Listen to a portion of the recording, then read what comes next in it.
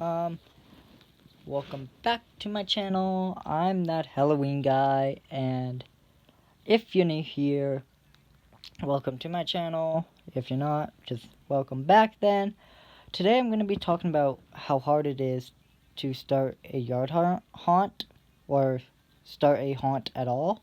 And then, later on I will, once it gets closer to October, I'll actually start showing, stuff.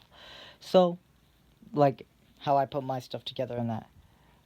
Anyway, so when you're starting your yard haunt, you first gotta know what you're gonna be doing. Do you want to do just a graveyard? Do you want to do a pumpkin patch? Do you want to do a carnival, asylum?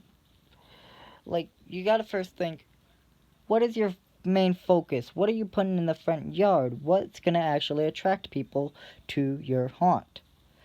Then once you have that figured out, then you want to map out, okay, where am I going to put all the stuff I need now? Because, of course, you're going to need some new stuff, and of course you're going to need to use some of your old stuff. And then, of course, have a whole bunch of extension cords, because you're going to need lots of those, for sure.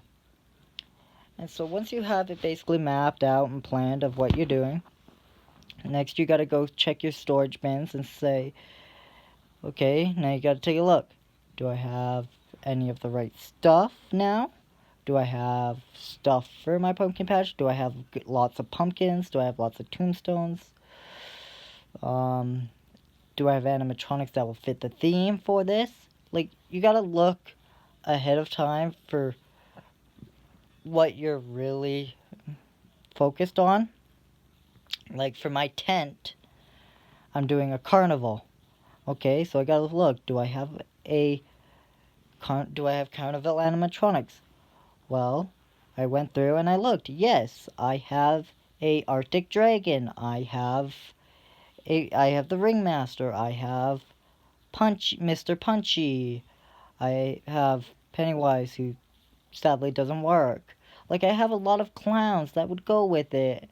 I have Grim, who I also use as a greeter. And then you gotta think, okay, now I have the animatronics. Do I need anything to spice it up? Well, of course, you might need like a little some decorations here and there to like really spice it up, like streamers, silly string. Oh, yeah, silly string, whatever.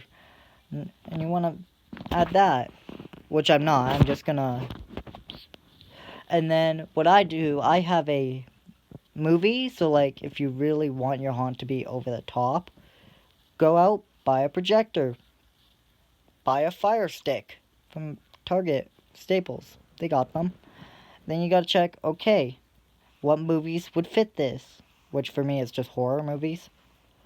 And then after that, now you gotta look what you're gonna wear, or how you're gonna get actors for your haunt.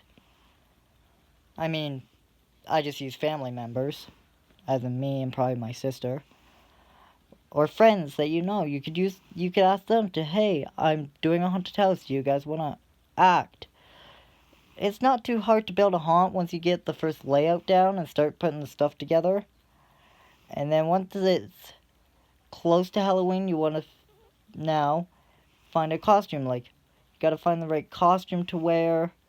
And that, like, once you find the perfect costume, like, for me, I know this is a spoiler, but I'm gonna be a ringmaster. So, I'm gonna be somewhere with my other ringmaster. But yeah, you want to really blend that stuff. You want to make it really go with it. Like, okay, if I'm doing a mausoleum, of course I'm gonna have to dress up like something dead, or a statue, or like something close to that. Like, you really need to put your mind to what you're thinking of doing, and then once you have, I'd say, a well enough idea, you should be good. Because then once Halloween comes, all you gotta do, press the magic button, all your stuff should turn on, or just plug it into an outlet. I usually have a button, so a remote, so I just press it and everything turns on.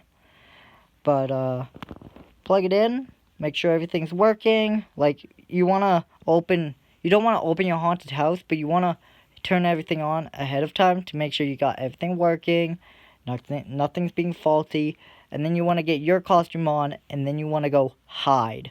Because the one thing is, you don't want to stand out in the open, because then they'll know that that's someone. You want to hide basically in plain sight. So you want to be hiding, but you also want to be hiding in a spot where when people come to walk by, you can easily scare them. Like, jump out at them. Like, just go boo or something. And for me, it has worked. For my tent, I have stood in there. People walk right up to the entrance. They won't even walk fully in. They'll walk to the entrance, and then immediately I'll yell boo, and then I think last year a couple of teenagers and they took running off. It was awesome. So yeah, that's just basically my little chat on how to get your first haunted house or haunt going. If you want any more tips, leave a comment down below, and I will see you in the next video. Bye!